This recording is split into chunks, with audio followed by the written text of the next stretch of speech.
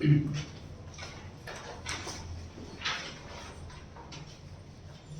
6 question number 3 में पूछे doubt. Question number 3 में पूछे doubt. Third question, third point. Yes sir. Discount allowed to a debtor 175 rupees on receiving cash from him was not posted to the discount allowed account। सिर्फ और सिर्फ एक ही जगह mistake है कि डिस्काउंट अलाउड अकाउंट में लिखना भूल गए। बताइए डिस्काउंट यहाँ पर एक्सपेंस है कि इनकम? एक्सपेंस। हमने डिस्काउंट दिया है, तो answer discount allowed account debit 175 rupees. बस मिस्टेक एक ही जगह थी, वो साइड सही हो गई कि राइट साइड खाली है, इसलिए वहां पर सस्पेंस लिख देंगे। आंसर बना discount allowed account debit to suspense account 175।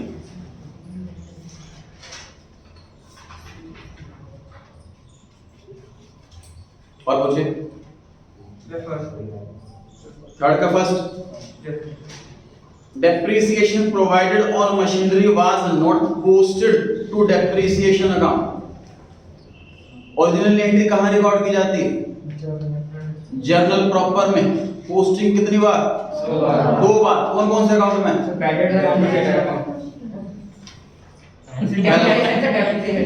Depreciation account और मशीनरी अकाउंट, 2 जगह पोस्टिंग होनी चाहिए। कहां पोस्टिंग हुई है? मशीनरी अकाउंट में पोस्टिंग हुई है, डेप्रिसिएशन में करना भूल गए। डेप्रिसिएशन अकाउंट को डेबिट करना भूल गए, अब डेबिट कर। Depreciation account debit 6250। गलती सिर्फ एक ही जगह है, वो ठीक हो गया। क्रेडिट साइड खाली है, वहां पे सस्पेंस लिख दीजिए। थर्ड का फिर bills receivable for 10,000 rupees received from a debtor was not posted to the BR account. Original recording किस जगह? Journal proper. पोस्टिंग कितनी बार? 2 बार। कौन कौन से अकाउंट में? बिल्स रिसीवेबल अकाउंट और डेटर अकाउंट। बिल्स रिसीवेबल में किस साइड? Debit side. डेटर में किस साइड? Credit side. तो 2 जगह पोस्टिंग करनी थी, कौन सी पोस्टिंग कर चुके हैं? डेटर अकाउंट में। कौन से में नहीं करी? बिल्स रिसीवेबल अकाउंट, वहां पोस्टिंग कर दो। Bills receivable account debit. Credit side खाली है, तो वहां पे सस्पेंस करो। आखिरी टेस्ट है रिकल, ध्यान रखें, पूरी कोशिश करें, आधे नंबर भी ना कटे, ऐसे एफर्ट लगाएं। सर अगर क्वेश्चन में परचेज बुक लिखा है तो वो उसमें कैसे सस्पेंस अकाउंट आएगा कि नहीं आएगा? नहीं एरर बताओ ना, परचेज बुक से कैसे बता दूंगा मैं कि ये सस्पेंस आ गया नहीं आएगा। पहले रिकॉर्डिंग हो रही है तो 2 जगह आएगा सस्पेंस अकाउंट। अगर रिकॉर्डिंग में गलती है सस्पेंस अकाउंट नहीं आता, चाहे रिकॉर्डिंग जनरल प्रॉपर में हो चाहे सब्सिडरी बुक में। अगर गलती रिकॉर्डिंग में सस्पेंस अकाउंट नहीं आता। हाँ जी पूछिए। और फर्स्ट तो करा दी, थर्ड का first. Question number 1, accrued income क्या होता है जी? 5 में से एसेट होता है जी, कमा लिया बट मिला नहीं। और पूछिए। फोर्थ में ड्यू डेट क्या आएगी? चॉइस से पहले वाला बाद वाला? फर्स्ट क्वेश्चन, फोर्थ क्वेश्चन में पूछनी है जी ड्यू डेट। बिल बना है 1 फेब को और 40 डेज का बिल है।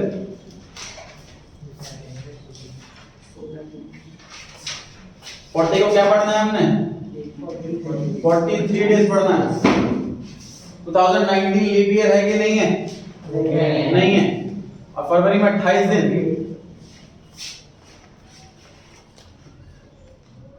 27 क्यों लिख रहा हूं मैं? 1 फरवरी को तो बिल बना है, तो बचे हुए दिन लेते हैं। 16 मार्च आंसर आ गया।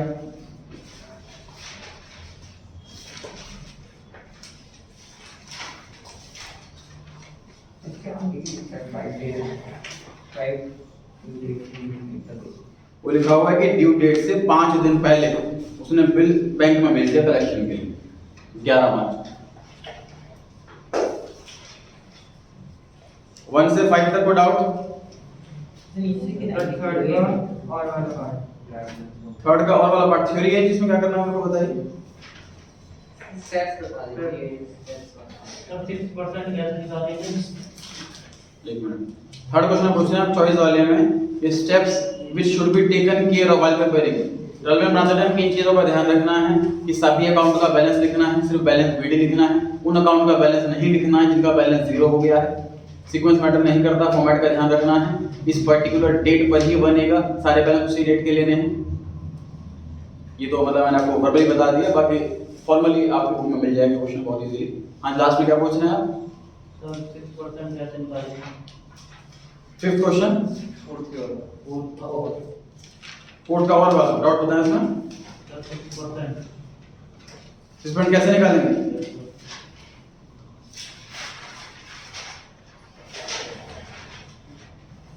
तो 80,000 का बिल ऑफ एक्सचेंज, 6% का रेट ऑफ इंटरेस्ट है और 3 महीने का टाइम,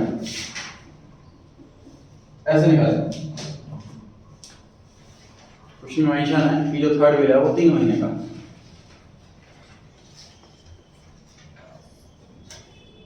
सर फोर्थ क्वेश्चन की सर लास्ट स्लाइड वाली pass necessary.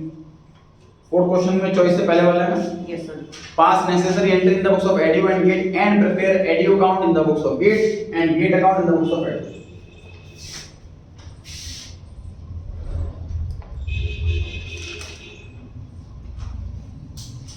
In the books of Adio पहले आपको जर्नल करनी है, जर्नल एंट्रीज, उसके बाद गेट का लेजर बनाना, फिर उसके बाद in the books of Gate पहले आपको जर्नल करना है, फिर एडियो अकाउंट बनाना, लेजर बनाना। जो जर्नल एंट्री करते रहे उसी की पोस्टिंग करते रहे यहाँ पर, तो जर्नल एंट्री यहाँ पर मिला उसी की पोस्टिंग यहाँ कर दें। ये 4 काम करने हैं।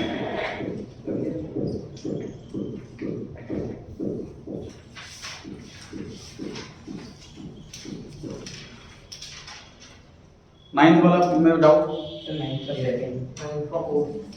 नाइन्थ का फोर्थ और वाला। नाइन्थ में जो चॉइस वाला क्वेश्चन है पढ़ रहे हैं, कैलकुलेट करनी है टोटल सेल्स। सबसे पहले गिवन है cost of goods sold COGS 6 lakh, return inward मतलब सेल्स रिटर्न, रिटर्न आउटवर्ड मतलब परचेज रिटर्न। आगे लिखा है ग्रॉस प्रॉफिट जो है वो 1/4 सेल का।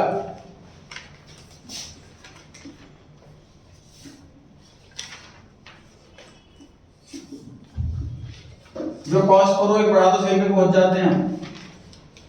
ये 1/5 तो ये 1/6, ये 1/9 तो ये 1/10।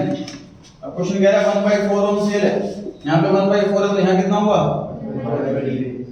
ये कन्वर्ट क्यों करना पड़ रहा है? क्योंकि जीपी हमें सेल पर पता है लेकिन अमाउंट हमें सेल का नहीं, कॉस्ट का पता है, तो हमें जीपी भी कॉस्ट में निकालना पड़ेगा।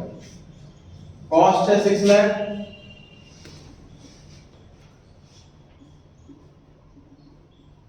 जीपी 6 लाख का 1/3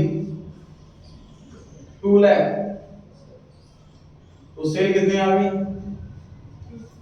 कॉस्ट प्लस प्रॉफिट,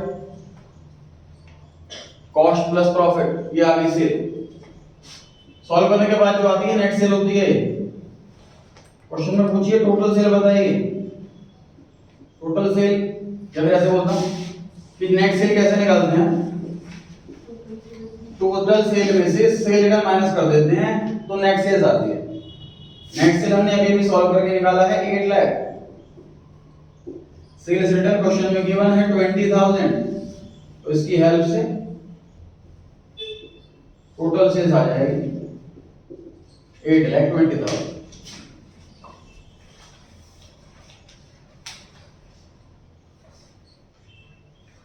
सर हम इसमें नेट सेल्स एंड नेट मान सकते हैं ना? हाँ बिल्कुल, x मान के करो, 100 मान के करो, ऑब्लिक टर्म कन्वर्ट करो, जैसे मर्जी करो, सारे मेथड्स हैं।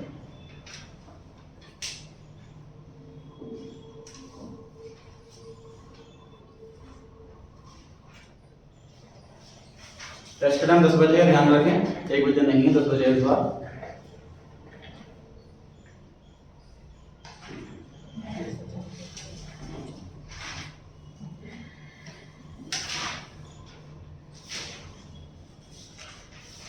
नाइन्थ क्वेश्चन के पहले पॉइंट की एंट्री क्या लिखी सबने? Depreciation account debit to plant and machinery. Depreciation account debit to plant and machinery account 5000।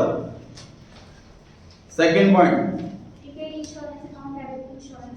ठीक है जी, prepaid insurance account debit to insurance account. Prepaid की जगह अनएक्सपायर्ड वर्ड भी लिख सकते हैं। इसका मतलब होता है एक्सपायर्ड का एक्सपायर नहीं हुआ, बचा हुआ है, लाइफ बच रही है इसकी। रिपीट अगर वो उसी और नेक्स्ट ईयर का भी पे कर दिया ना, मतलब तो बचा हुआ है वो। नॉर्मली क्या होता है कि हम पे कर देते हैं और वो एक्सपायर हो गया तो पूरा यूज हो गया, हमने पैसे दे रखे लेकिन अभी तक वैल्यू बची हुई है इसकी, एक्सपायर नहीं हुआ, मतलब नेक्स्ट ईयर का है। थर्ड पॉइंट की एंट्री है जी, profit and loss account debit to provision for doubtful debts. Third point की एंट्री है profit and loss account debit to provision for doubtful debts 1000 रुपए।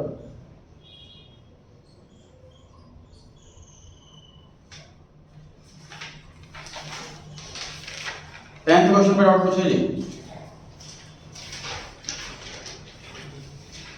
नाना टेस्ट 4 और 5 तीनों कंबाइंड का टेस्ट आएगा। अगर कुछ क्वेश्चन 4 में से, कुछ 5 में से, कुछ 6 में से।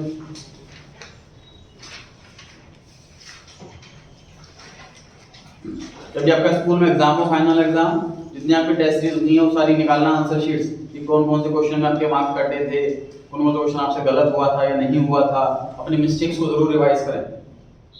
टेस्ट का सबसे मेन पर्पस ये, जो मिस्टेक यहाँ पर हुई है वो एग्जाम में ना हो, मिस्टेक जरूर रिवाइज करें बार बार, वो रिपीट ना हो। सर हाँ जी, एक मतलब हटाना होता है राइट ऑफ हाँ राइट टू डेप्रिसिएशन लिखो तो मतलब डेप्रिसिएशन हुआ ना, बराबर। राइट ऑफ मतलब हटाना होता है, डेप्रिसिएशन राइट ऑफ डेप्रिसिएशन तो क्या होगा? डेप्रिसिएशन के नाम पर हमें हटाना, एसेट को हटाना है डेप्रिसिएशन के नाम से। डॉट पूछे जी 11th में। आउटस्टैंडिंग लायबिलिटी आएगी, ऑप्शन सेलेक्ट क्या पूछो, कहाँ आएगी? लायबिलिटी आएगी। हाँ 11th में जो लास्ट पैराग्राफ है वो पढ़ें ध्यान से एक बार। ड्राइंग्स 10,000 पर मंथ कौन सी बैलेंस शीट में आएगी? 17 वाली कि 18 वाली? नहीं आएगी बैलेंस शीट में।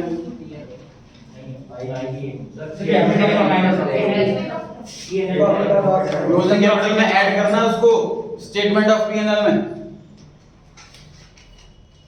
Statement of profit and loss में ऐड करना है इसे क्लोजिंग कैपिटल में, बैलेंस शीट में नहीं लिखना। ड्राइंग्स कितनी दिख रही है आपको? 10,000 नहीं दिखनी चाहिए आपको, 1,20,000 दिखनी चाहिए, 1,20,000 क्योंकि per month. Addition capital tool है कि कौन सी बैलेंस शीट में आएगी? 17 की 18? ये भी स्टेटमेंट ऑफ P&L में आएगी, ओपनिंग कैपिटल में ऐड करते हैं। बैड डेट्स 2000 कौन सी बैलेंस शीट में? 2018 की बैलेंस शीट में आएंगे सिर्फ, 17 के में नहीं आएंगे। प्रोविजन 5% कौन सी बैलेंस शीट में? 18 अगेन सिर्फ 18 वाली में। आउटस्टैंडिंग सैलरी कौन सी बैलेंस शीट में? 18। प्रीपेड इंश्योरेंस कौन सी बैलेंस शीट में? 18। डेप्शन और फंक्शनल मशीन कौन सी बैलेंस शीट में? अगेन 18। जितने भी एडजस्टमेंट हैं वो करंट ईयर की एडजस्टमेंट हैं, इसलिए करंट ईयर की बैलेंस शीट में आएंगी, प्रीवियस ईयर की बैलेंस शीट में कोई भी एडजस्टमेंट नहीं आएगी। एज इट इज हमें अमाउंट एसेट लायबिलिटी के लिख देने हैं। बैलेंस शीट का नाम स्टेटमेंट ऑफ अफेयर्स।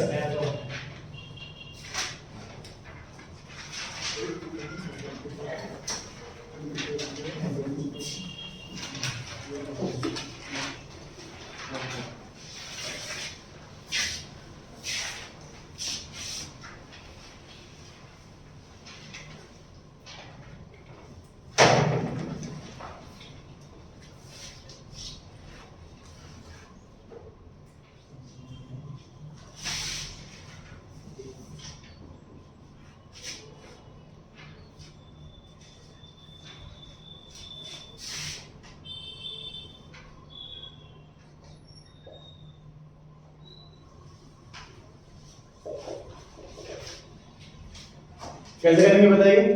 तो पहले P&L अकाउंट बनाएंगे, पहले P&L अकाउंट बनाएंगे। To depreciation on machinery 1 lakh. फिर बैलेंस शीट बनाएंगे, मशीन में से मशीन कर देंगे। मशीनरी 10 लाख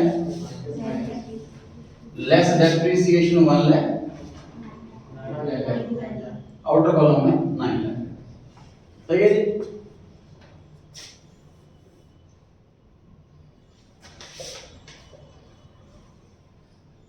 ट्रायल बैलेंस के अंदर दिया हुआ machinery 10 lakh, depreciation 1 lakh, adjustment में कुछ भी नहीं लिखा, क्या करेगा?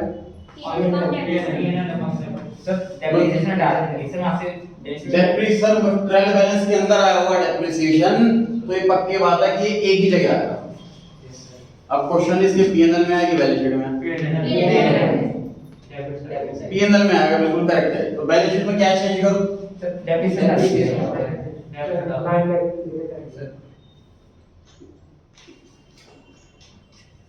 ये आंसर आएगा।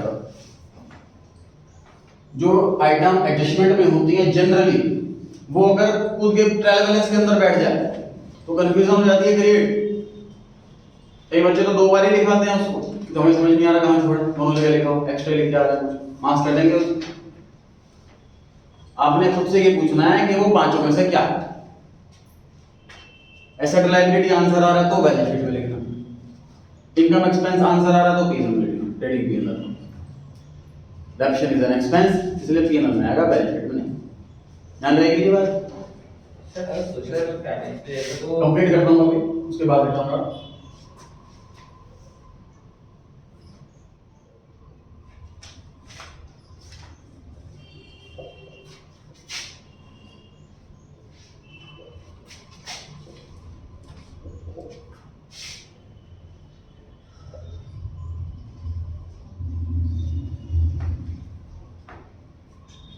ट्रायल बैलेंस के अंदर दिया हुआ machinery 10 lakh, provision for depreciation 80,000, adjustment में लिखा हुआ है provide depreciation on machinery on original cost 20%। Add हो जाएगा एडजस्टमेंट वाला डेप्रिसिएशन ट्रायल बैलेंस वाले। प्रोविजन फॉर डेप्रिसिएशन नाम से टॉपिक है जी, chapter number 14 sorry, depreciation account term 1 में करा था। ये मेजॉरिटी के सिलेबस से हट गया था, तो हमने सिर्फ knowledge point of view discuss किया था ये टॉपिक। 12th क्लास में एक चैप्टर है कैश फ्लो, उससे रिपीट होगा ये टॉपिक। कॉन्सेप्ट क्या है देखिए, 10 लाख रुपए की मशीनरी है। What is provision for depreciation? It is an accumulated account. मतलब नॉर्मली सर क्या होता है, डेप्रिसिएशन की वजह से एसेट की वैल्यू घटती रहती है, बिल्कुल करेक्ट है। लेकिन अगर हम ऐसा चाहें कि डेप्रिसिएशन भी लगाएं और एसेट की वैल्यू घटे भी ना, कोई ऐसा बीच का सॉल्यूशन निकालना है, तो उसका सॉल्यूशन है ये प्रोविजन फॉर डेप्रिसिएशन।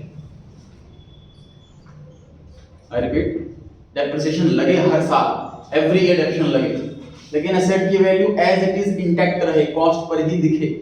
10 लाख की खरीदी है, 10 लाख पर ही रहे वो हर साल, 5 साल 7 साल तक 10 लाख रुपए की रहे, लेकिन डेप्रिसिएशन लगता भी रहे, उसका सॉल्यूशन है प्रोविजन फॉर डेप्रिसिएशन। इसमें क्या होता है, इस अकाउंट में एक नया बॉक्स हमने क्रिएट करा है।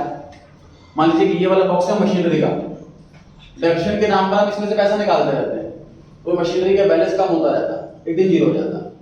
अब हम क्या कर रहे हैं कि डेप्रिसिएशन नाम का जो अमाउंट है वो मशीनरी के बॉक्स से नहीं निकाल रहे, इंस्टेड एक नया बॉक्स खोला हमने प्रोविजन फॉर डेप्रिसिएशन के नाम से, उसमें डेप्रिसिएशन का अमाउंट डालते रहते हैं हर साल, वो बॉक्स बड़ा होता रहता है। ये वाला बॉक्स है प्रोविजन फॉर डेप्रिसिएशन, इसमें हर साल डेप्रिसिएशन इकट्ठा होता रहता है। ये 80,000 रुपए क्या बता रहा है, जब से मशीनरी खरीदी है तब से पिछले साल तक का टोटल डेप्रिसिएशन 80,000। अब क्वेश्चन क्या आ रहा है कि जो ओरिजिनल कॉस्ट है मतलब 10 लाख है, उस पर 20% डेप्रिसिएशन और लगा दो, तो 10 लाख का 20% 2 लाख हो गया। इस बॉक्स के अंदर 80,000 रुपए पड़े हुए थे, इस बॉक्स के अंदर मैं 2 लाख रुपए और डाल दूंगा, इस बॉक्स के अंदर कितना हो जाएंगे, 2,80,000 हो जाएंगे। Less provision for depreciation,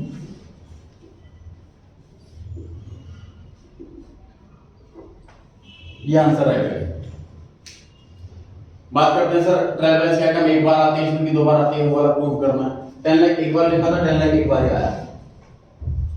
adjustment में लिखा था ये 2 बार आना था, एक बार 2 लाख यहाँ आ गया, एक बार 2 लाख यहाँ आ गया।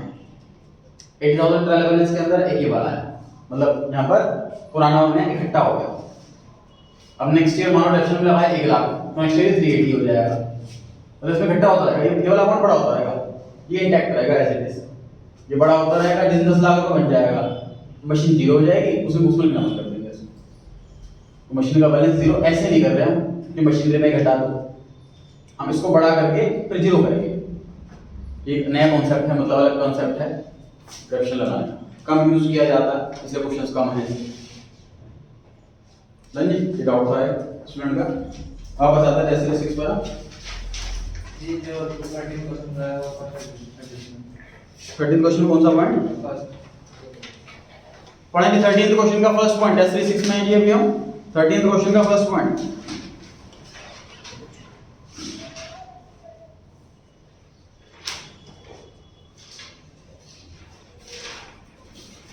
ऑन 1 अक्टूबर 2018, ये साल के बिल्कुल मिड की डेट है, 6 महीने बाद की। प्लांट हमने 1 लाख रुपए का खरीदा है उधार में और कोई एंट्री पास नहीं करी। बैलेंस शीट में ऑलरेडी प्लांट दिया हुआ है 5 लाख रुपए का, हमने खरीद लिया एक और 1 लाख रुपए।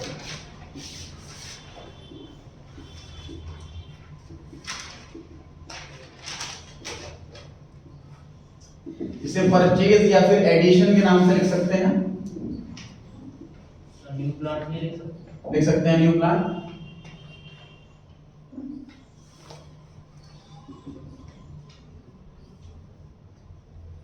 क्रेडिटर फॉर प्लांट, इस नाम से एक नई लायबिलिटी क्रिएट हो जाएगी। नॉर्मल क्रेडिटर जो होते हैं वो गुड्स के क्रेडिटर होते हैं, उसके अंदर इसको मिक्स नहीं करते, ये सेपरेट लायबिलिटी है, गुड्स की लायबिलिटी सेपरेट है। उसके बाद डेप्रिसिएशन भी दिया हुआ है पॉइंट नंबर 5 में। डेप्रिसिएशन लगाना है प्लांट पे 10% का। To depreciation on plant 5 lakh का 10% और 1 लाख का 10%, लेकिन 6 मंथ के। एक लाइन लिखना है आपको, मेरे पास जगह नहीं, तो 2 लाइन में लिखा हुआ है। कितना आ रहा है? 55।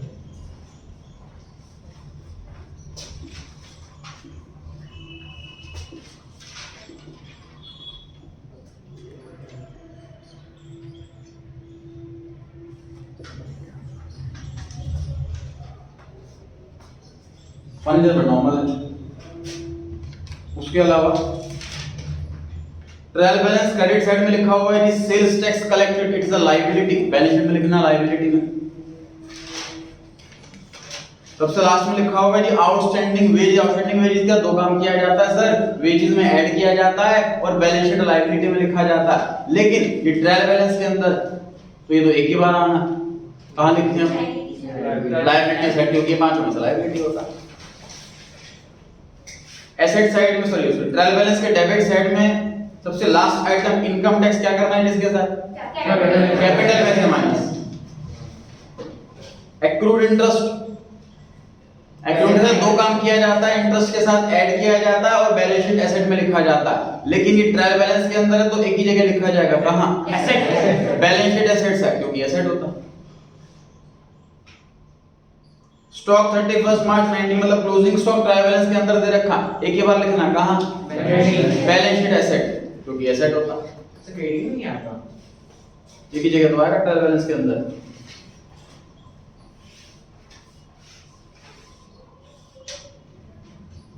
प्रीपेड इंश्योरेंस ट्रायल बैलेंस के अंदर दे रखा है, उसके अलावा कोई डाउट है तो बताइए जी। क्वेश्चन 13, तो इंटरेस्ट और इन्वेस्टमेंट कहां था? P&L account credit side income होती है। सर ये प्रोविजन फॉर डाउनलोड के क्रेडिट साइड में दे रखा है। क्रेडिट साइड हर क्वेश्चन में क्रेडिट साइड में ही है, तो कितने क्वेश्चन करें? नहीं मैंने आपसे नीचे पूछा था, ये क्रेडिट साइड का लिख सर मैंने। तो आपको डेबिट साइड में से माइनस करना था ना, इसलिए आपने गलत करा है। डेबिट साइड में टू बैलेंस में से माइनस करना होता है। जैसे क्रेडिट प्रीपेड एक्सपेंस, इसमें क्या डाउट है बताइए? सर इसमें रेंटल इंश्योरेंस है और यहाँ पे इंश्योरेंस दे रखा है, तो उसमें से उसी में से माइनस होगा, तो माइंड ऑफ रेंटल इंश्योरेंस और ऊपर जो आउटस्टैंडिंग एक्सपेंस रेंट है वो प्लस होएगा। आउटस्टैंडिंग एक्सपेंस रेंट है पॉइंट नंबर 2 में, हाँ जी प्लस होगा, आउटस्टैंडिंग प्लस होता है, प्रीपेड माइनस होता है। सही तो अपनी स्टॉक के लिए ऑपरेशन नहीं तो अच्छी बात है, तो नहीं दे रखा, मतलब वैसे डाउट आपका जो लगी क्यों नहीं दे रखा? क्योंकि वो टेस्टेड है परचेज में। There may be a possibility कि ओपनिंग स्टॉक है ही नहीं, साल में से सारा स्टॉक बिक गया, मार्केट में डिमांड है, सारा स्टॉक बिक गया, there may be possibility closing stock हो ही ना या ओपनिंग स्टॉक हो ही ना।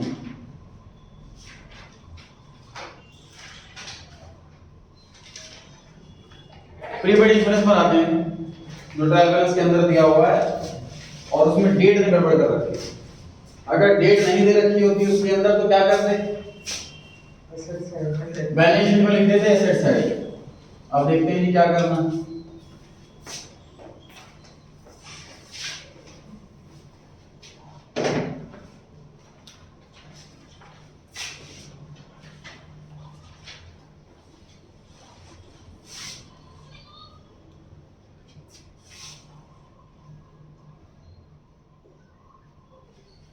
फर्स्ट अप्रैल 19 से 31 मार्च 20 ये अकाउंटिंग ईयर है सर, और हमने जो पॉलिसी ली है वो फर्स्ट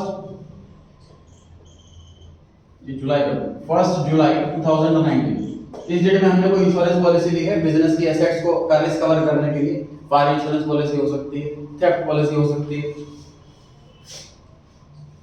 इसका 24,000 पर एनम प्रीमियम 2000 का महीना हो गया। 1 जुलाई को मैंने पॉलिसी ली है, इंश्योरेंस कंपनी को मेरे अकाउंटिंग ईयर से कोई लेना देना नहीं है सर। अगर मैंने 1 जुलाई को पॉलिसी ली है तो अगले साल की 1 जुलाई तक का रिस्क कवर रहेगा या 30 जून तक का रिस्क कवर रहेगा। फिर रिन्यू कराऊंगा तो रिस्क आगे कंटिन्यू रहेगा, वरना नहीं। तो मेरा रिस्क कवर कब तक का है, यहां से लेकर यहां तक 30 जून 2020 तक। यहां पर मैंने इंश्योरेंस प्रीमियम भरा,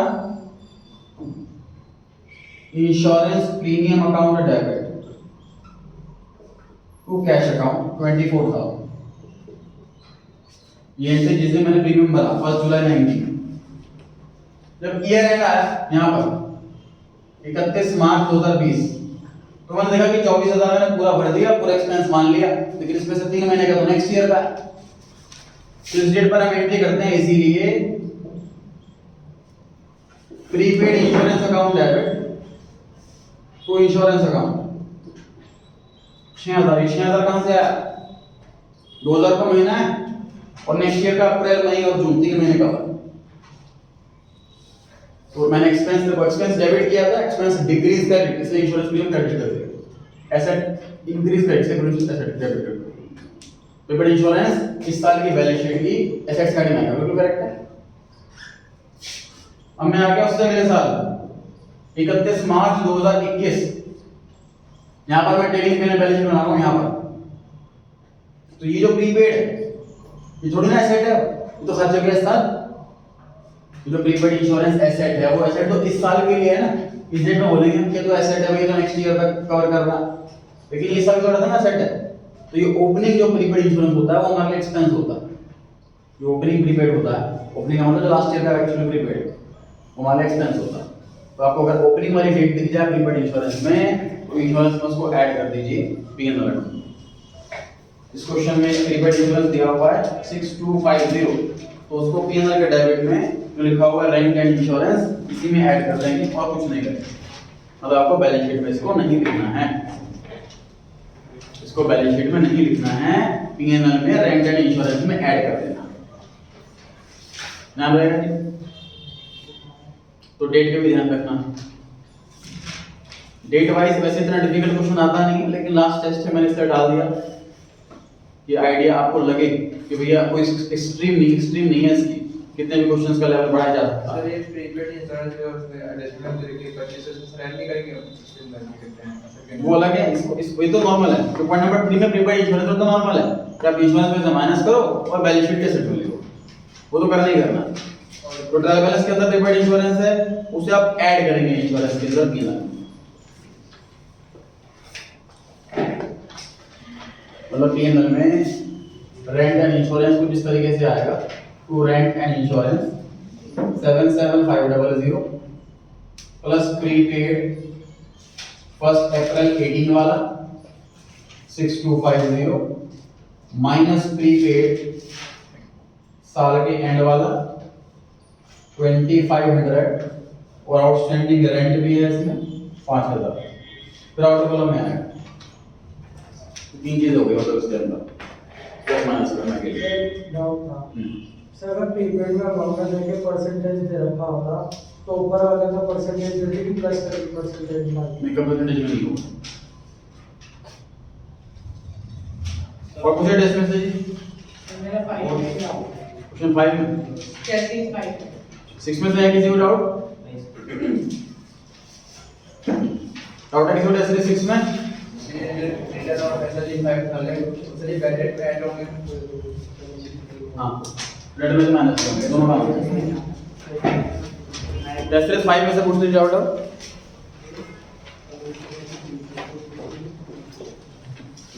टेस्ट 5 में से पूछ लीजिए डाउट। सर इसका सेकंड पार्ट 6 क्वेश्चन का सेकंड पार्ट सर, इसका हमने एडजू टू सेल्स किया है तो लेकिन सर पढ़ लेता हूं एक बार। A cash sale of 7500 to Edu was correctly entered in the cash book but was posted to the credit of Edu. Sir हमें तो क्रेडिट सेल्स को करना था और हमने क्रेडिट एडू को कर दिया। अब ठीक करने के लिए क्या करें? एडू डेबिट टू सेल्स। सर हमने सस्पेंस भी तो ले सकते थे। ऑप्शन थोड़ी ना होता है कि सस्पेंस भी ले सकते हैं। सस्पेंस भाई डबल साइड एरर है, सस्पेंस नहीं आएगा। सिंगल साइड एरर है, सस्पेंस आएगा। ये डबल साइड एरर है, सेल्स में नहीं लिखा पहली गलती, एडू में लिख दिया दूसरी गलती। डबल साइड एरर है, सस्पेंस क्यों आएगा? सर इसमें हमने सेल्स तो गिवन ही है कि सेल्स में कोई मिस्टेक है। क्या सेल सर हो सकता है हमने दोनों जगह लिख दिया, सेल्स में भी हो नहीं ऐसा लिखा होगा ना फिर पोस्टेड इन एडू account and sales account. Posting क्योंकि एक बार होती है कैश बुक से, उन्होंने लिखा है पोस्टिंग जो है वो एडू अकाउंट में करें और एक ही बार करते हैं, है ना? हाँ जी। और टेस्टिफाई में तो पूछिए और डाउट। अरे क्वेश्चन सीरीज में से नहीं, हाँ जी सीरीज में से नहीं है सर ये तो। अच्छा अभी टेस्ट कंप्लीट कर लेता हूं मैं। टेस्टिफाई में डाउट नहीं किसी को? टेस्ट 4 में डाउट हो किसी को? क्वेश्चन ना है। टेस्ट 4 में हाँ क्वेश्चन क्लास में कराए थे मैंने दोनों कराए थे ना? हाँ जी रिकॉर्डिंग देखना उसका। हाँ जी मेंशन होगा जब ऐप में आप ओपन करेंगे फोल्डर रेसिडेंस 4 का, उसमें नाम मेंशन कर रखा है कि 3 के डाउट कौन से हैं, 4 के कौन से, 5 के। हाँ जी अब रेसिडेंस 4 एक्स्ट्रा है मेरे पास, आपके पास है? किसी को चाहिए तो ले लीजिए। रेसिडेंस 4 3 और 5 तीनों हैं मेरे पास। 6 क्वेश्चन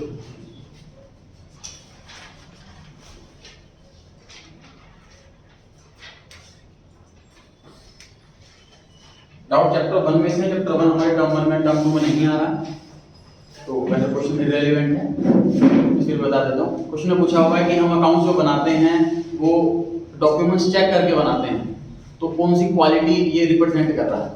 क्वालिटी ऑफ अकाउंट्स 4 दे रखी चैप्टर नंबर 1 के अंदर, रेलेवेंस, रिलायबल, कंपैरेबल, अंडरस्टैंडेबल। तो रिलायबल वाला आंसर आएगा इसके अंदर। रिलायबल का मतलब भरोसेमंद। अगर आप डॉक्यूमेंट वेरीफाई करने के बाद अकाउंट बना रहे हैं तो अकाउंट भरोसेमंद आता है। डाउट नहीं है जो किसी को? वो बताया था मैंने अभी प्रोविजन प्रोडक्शन। चलिए बताइए पूछिए।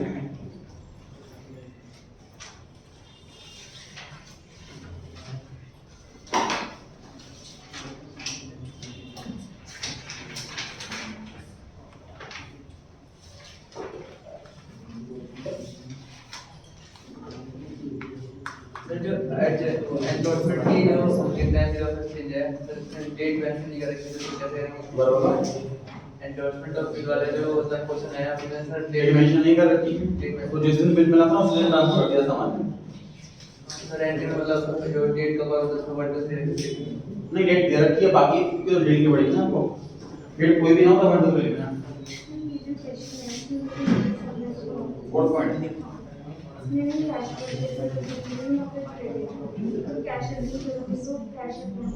क्रेडिट डेट वन नहीं कैश का भी मानेंगे। देखिए ध्यान से एक क्वेश्चन में लिखा हुआ है कि गुड्स परचेज करें हमने लेकिन लिखना भूल गए। Purchase goods but omitted to be recorded, full stop. Cash मानेंगे उधार माने? कैश उधार मानेंगे नहीं। वजह रेक्टिफिकेशन वाला चैप्टर कंप्लीट कर चुके हैं हम। कैश में कभी भी एरर नहीं हो सकता। अगर हमने गुड्स खरीदे होते कैश में तो डेफिनेटली इसको रिकॉर्ड कर लिया होता। अगर हमसे ओमिशन हुआ है, भूले हैं, तो कैश की कभी हम एंट्री नहीं बोल सकते।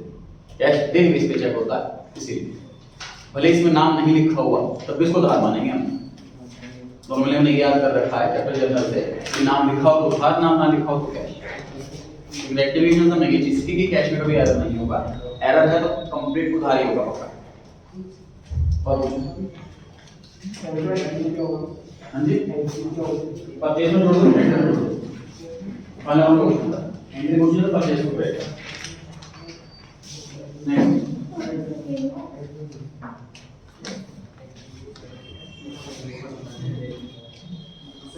हाँ